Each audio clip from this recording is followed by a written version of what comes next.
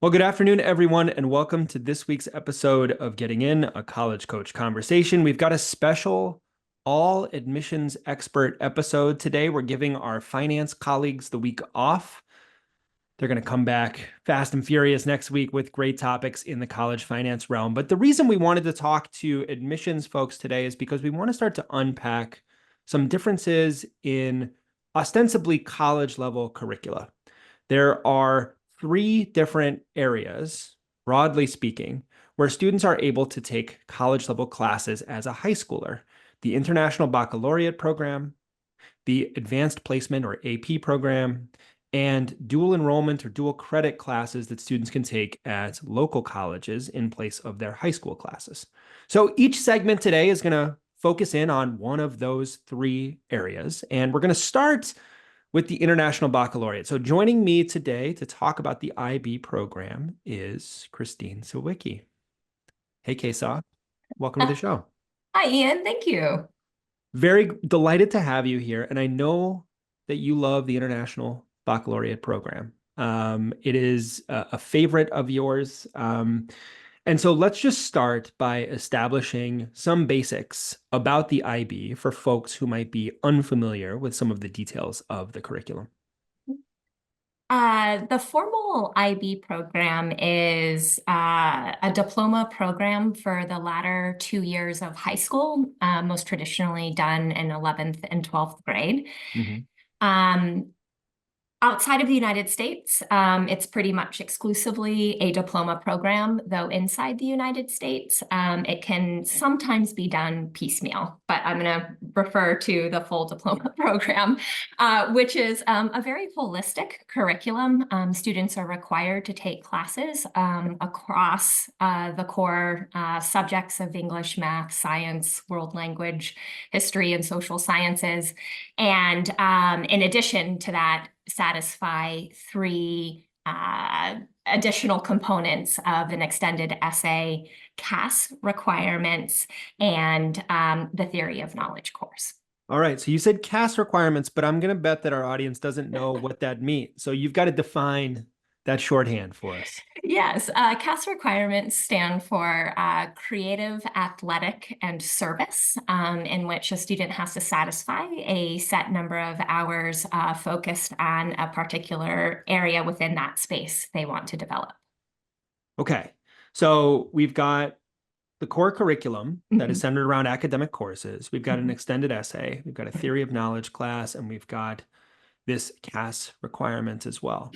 Now, you mentioned that this is a curriculum that largely takes place in the latter 2 years of a student's high school program. What do students who are trending towards an IB program or preparing for an IB program tend to do in the ninth and the 10th grade? Are there specific things that they need to keep an eye out for as they are ramping up to the IB in 11th and 12th? Yeah.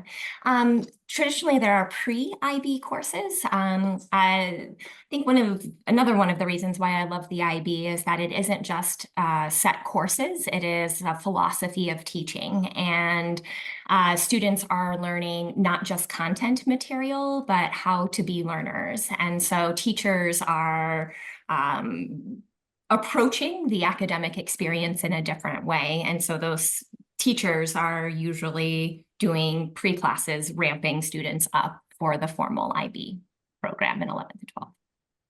When did you first become acquainted with the IB program? Is that something that you knew about when you were a high school student, a college student, or was it in admissions that it first came across your radar? Yeah, I was introduced in admissions to the IB. I attended a high school that actually had an AP program. And there was something about reading applications from IB students that presented differently than students coming from other curricula.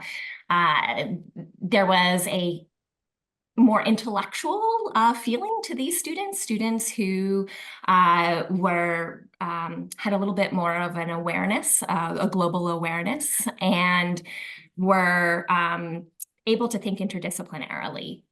There wasn't a narrowing of their academic focus, but an embrace of the breadth of the core curriculum.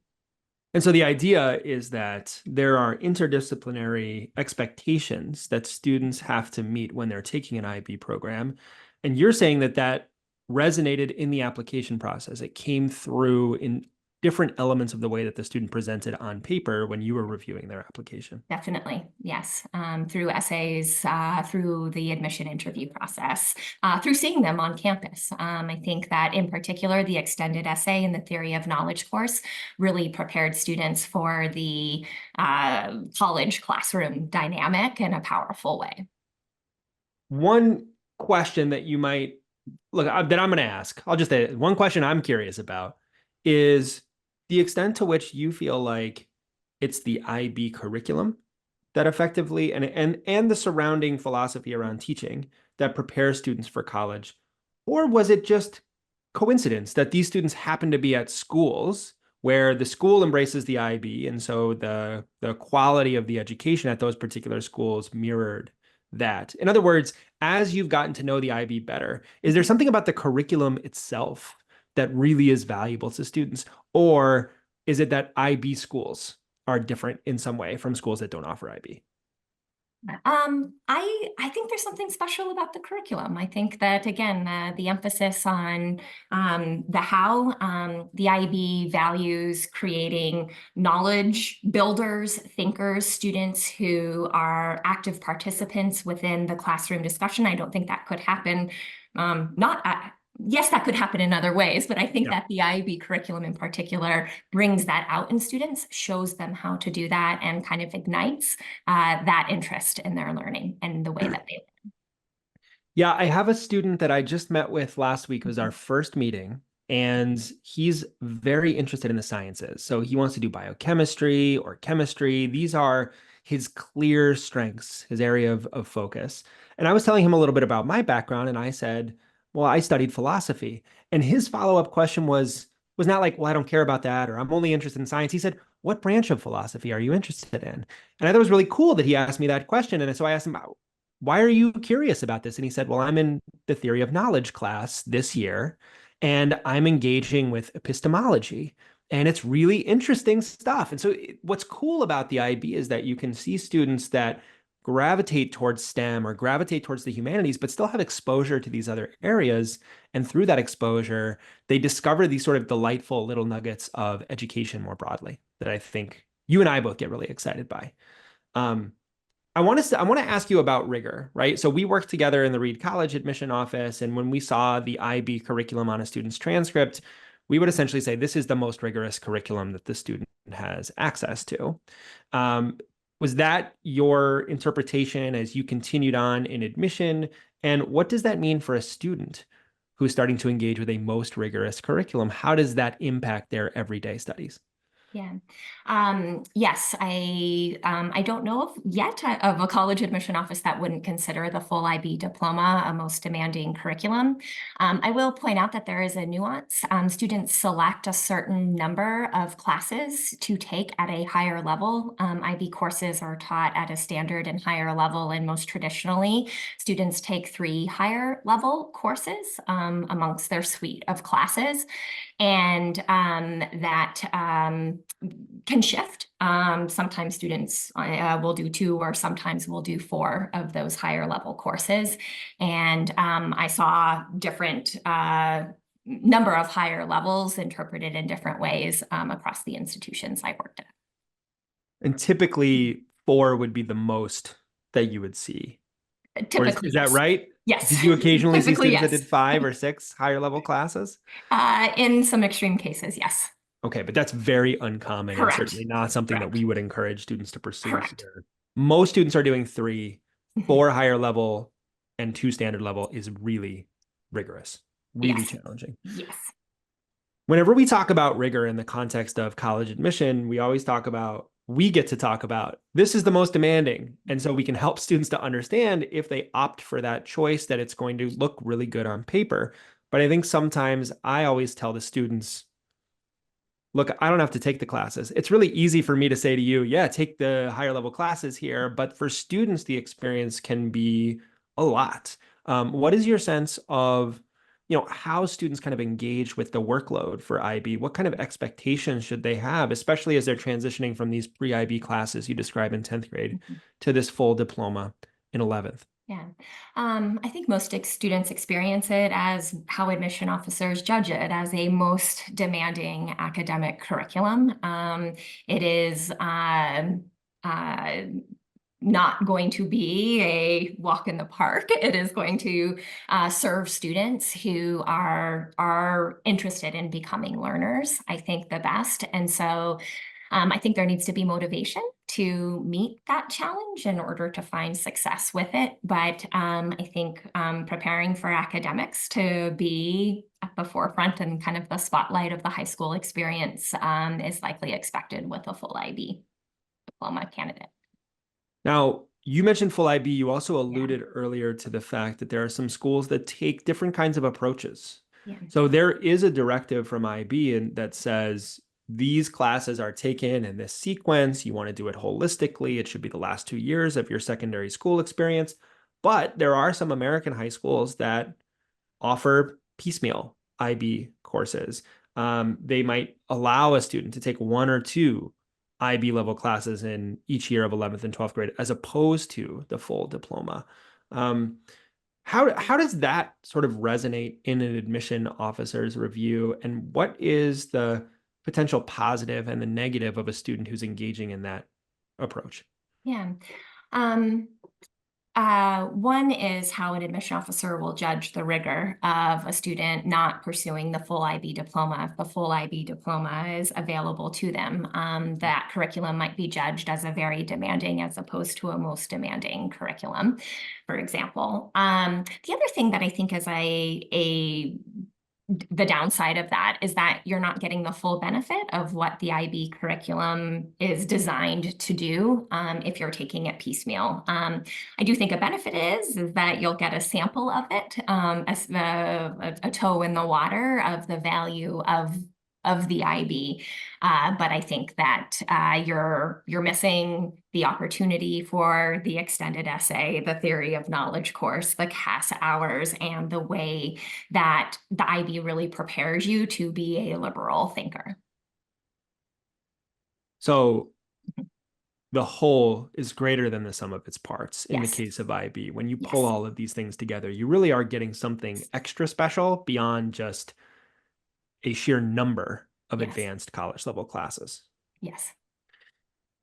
We're going to do a little comparison as we move through the show today. We're going to talk about AP, we're going to talk about dual Mhm. enrollment classes, but I want to get your perspective when you're looking at IB and AP side by side. And we should say here that most students, the overwhelming majority of students, don't get to choose between an AP curriculum or an IB curriculum.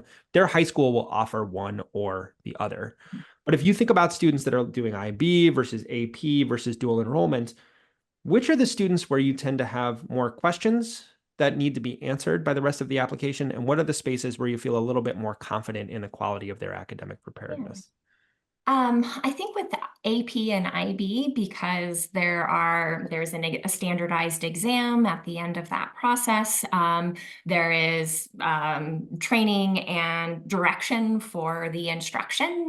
There is inherent confidence in what AP and IB coursework and exam results mean. I think with dual enrollment, that can vary quite a bit in terms of the institution that's instructing the dual enrollment, whether it's taking place on the high school or on the community or four-year college campus. And so I think there is just a more widely universal understanding of both the AP and the IB. So the standardized elements of those two curricula is more helpful for a student who's being presented in an application to it. I wouldn't call it helpful. I would call it easier for an admission officer to trust. A dual enrollment curriculum just means a little bit more work on behalf of the evaluation and understanding what the level of the coursework is. I do think there are benefits of a dual enrollment program in terms of a variety of, almost an endless variety of courses that could potentially be taken and so forth. Easier shouldn't be understated, though. I mean, Yeah. I think when I think about starting in the admission office at Reed College, being trained, I didn't know what the IB curriculum was. I had to learn what it was. But what I was told was if you see a full IB curriculum, that's our highest review. Like that's it. Just move on. And so it was easy for me being trained on all of these different things, trying to understand all of these different schools and their curricula, to be able to just glance at a student's transcript and say, that's an IB diploma program, was really, really easy for me. And it helped to facilitate a read that I think was more effective. All right.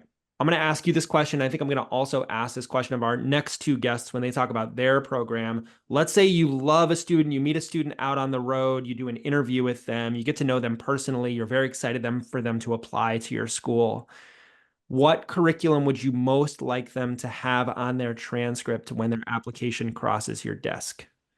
IB, AP, dual enrollment, something else? Um, Maybe it's a tough question. I don't know how to answer that because, again, I think students so rarely have a choice between those. There are situations. As you introed at the beginning, I happen to particularly love the IB because I think that it focuses more on the how of the learning process. And so I think that sets students up for success. So I guess if I had to answer, I would say that. But I think that the AP program and dual enrollment programs have wonderful things to offer students as well. Ever the diplomat, Kristine Sawicki. I appreciate that. It's a tough question. I'm gonna put Michael and Zaragoza on the spot, ask them that same question. I don't know what my answer would be either. But I think you and I have kind of developed a bias for IB just because of the skills that are developed there really resonate the institutions that we have been affiliated with, right? Reed College, where writing and research is huge. You worked at Stanford. I got a master's from Stanford. That sort of resonates in that context. But it'll be interesting to hear the perspective of both Michael and Zaragoza and like how their idea of what is best for college learning shows up through the curricula that they are describing. Yeah. Oh, can I change my answer real quick? Yeah, go ahead. I think the curriculum that fits the students' learning Wow. style and Okay. values is probably the best one. So even more diplomatic. Yeah, have you thought about running for office? Because that is like the perfect response for that. All right, Kristine, thanks so much for joining us on the show today, kicking us off on this curriculum review. Appreciate it. You're welcome. Thanks for having me in. All right, folks, when we come back from break, we're going to dive into the next curriculum, the AP program. So don't go away. We'll be right back.